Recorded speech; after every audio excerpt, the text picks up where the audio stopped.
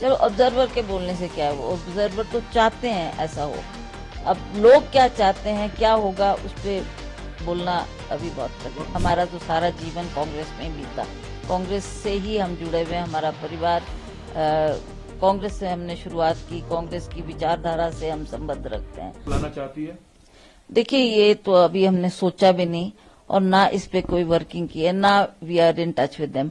God knows आगे क्या situation बनती है, that is for the high command to decide. Congress party किसको फील्ड करना चाहती है, किसको टिकट देना चाहती है, उस पर भी अब सोच विचार होगा और क्या हम लोग स्टेप उठाएंगे उनके आदेशों के मुताबिक, उस पर हम आगे बढ़ेंगे।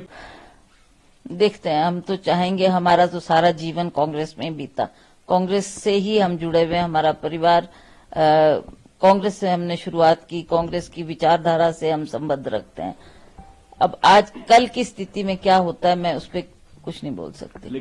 देखते हैं, अभी तो कल की बात है ये, अभी तो हमारे पास टाइम है। वी विल गो एंड हम उनको भी आगाह करेंगे, उनसे भी बैठ के वार्तालाप करेंगे कि ये हालात हो गए हैं हिमाचल प्रदेश में, तो आप जल्दी निर्णय लो, फैसला लो इस पर कि क्या करना है, फिर वो क्या आदेश हमको देते हैं उसके मुताबिक ही फिर हम आगे बढ़ेंगे। चलो ऑब्जर्वर के बोलने से क्या है, वो ऑब्जर्वर तो चाहते हैं ऐसा हो। अब लोग क्या चाहते हैं, क्या होगा, उस पे बोलना अभी बहुत कठिन। वक्त मांगा है आपने मैडम सोनिया जी से, आपके अच्छे रिश्ते हैं उनसे। अब सब करेंगे, उनके ध्यानार्थ ये ऑब्जर्वर्स इस बात को लाएंगे, वो क्या हमको आदेश देते हैं, हमको बुलाते हैं, हमसे बात करते हैं, तो डेफिनेटली जो क्राइसिस हिमाचल प्रदेश में खड़ी हुई है उससे हमको उनको आगाह करना है, उनको बताना है कि मैडम ऐसा ऐसा हुआ है और अब आप बोलें क्या करना है। डे वन से माननीय मुख्यमंत्री जी को यही बात कह रही थी कि आप संगठन को मजबूत करेंगे तभी हम आने वाले चुनाव का सामना कर सकते हैं। ये बहुत कठिन घड़ी है हमारे लिए।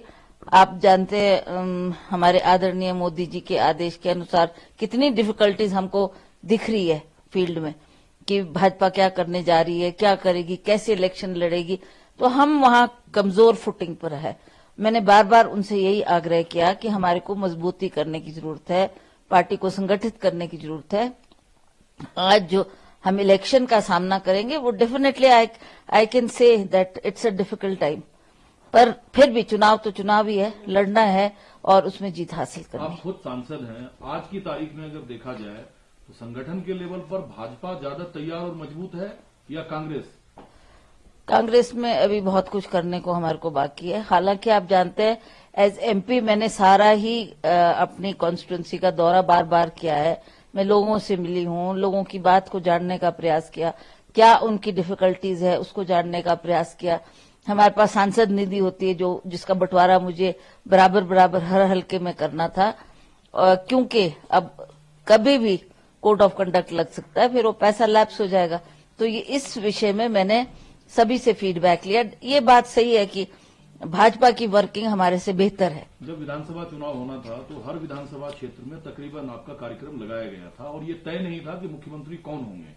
अब जब लोकसभा चुनाव होगा तो उसमें चेहरा कौन होगा चुनाव प्रचार के लिए, आप होंगे या जो मौजूदा मुख्यमंत्री है वो होंगे? देखिए, ये तो हाईकमांड ने डिसाइड करना है, that is not for me to decide कि मैं फील्ड में जाऊंगी। I will go just like a worker, like a sitting MP and party अध्यक्ष के नाते मुझे सभी पार्टी के संगठन के लोगों को मजबूती देना मेरा काम है, जिसके लिए मैं प्रयासरत हूं।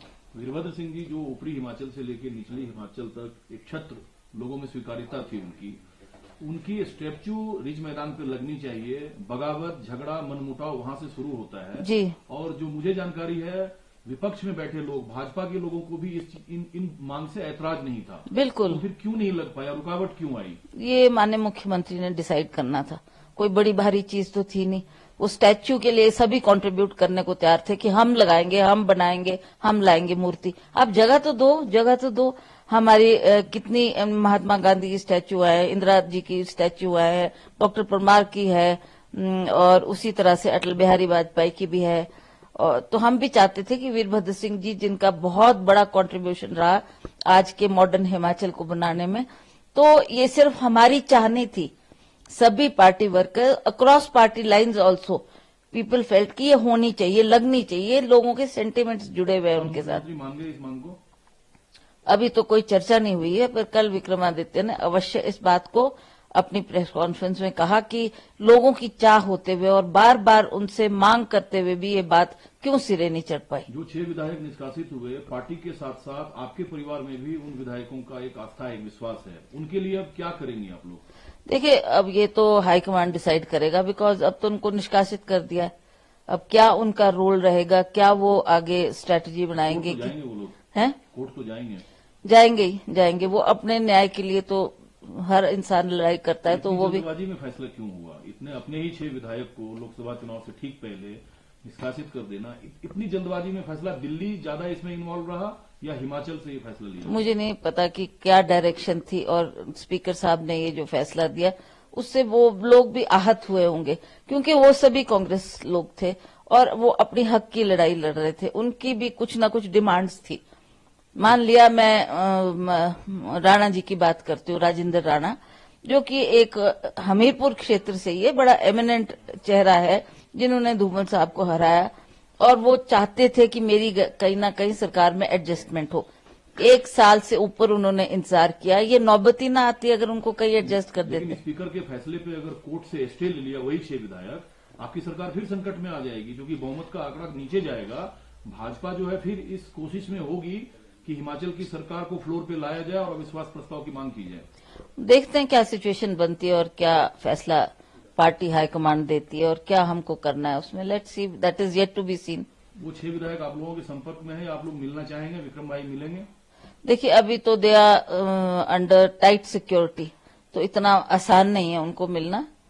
ठीक है, जो वो निर्णय करेंगे, फैसला करेंगे, और क्या उनके मन में इच्छा है, क्या वो करने जा रहे, I cannot get in touch with them, because उनके फोन्स भी स्विच ऑफ है और सारा एरिया कॉर्डन्ड है। You can not talk to them, you can not meet them, इतना आसान नहीं है।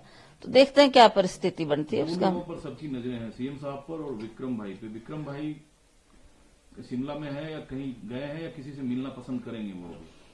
वो अपने निजी काम से गया हुआ है, निजी काम से गया हुआ है। वो 1-2 दिन में लौटेगा, फिर देखते हैं क्या फैसला लेती है हाईकमांड। एक से छोटा सा, आपकी कोई बातचीत फिर सीएम साहब से हुई है जो फाइनल टास्क पूरा हुआ उसके बाद? नहीं, उसके बाद तो नहीं हुई। कल तो we all met in Oakover, सभी के साथ बात हुई। वो 3 जो ऑब्जर्वर आए हुए थे, उन्होंने हमको आदेश दिया कि आपको ओक ओवर चलना है हमारे साथ, तो उन्हीं के साथ हम ओक ओवर पहुंचे। वहां पर प्रेस कॉन्फ्रेंस भी हुई और उन्होंने ये दिखाया कि हम एकजुट है and there is no danger for the government. 3 लोग कौन होंगे ये डिसाइड है, 3 दिल्ली डिसाइड करेगा। वो 3 लोग कौन होंगे और कमेटी में? उन्होंने एक नाम मेरे से मांगा था, तो मैंने उनको एक नाम दिया है। वो अब उस पर क्या निर्णय हाईकमांड करती है वो देखते हैं।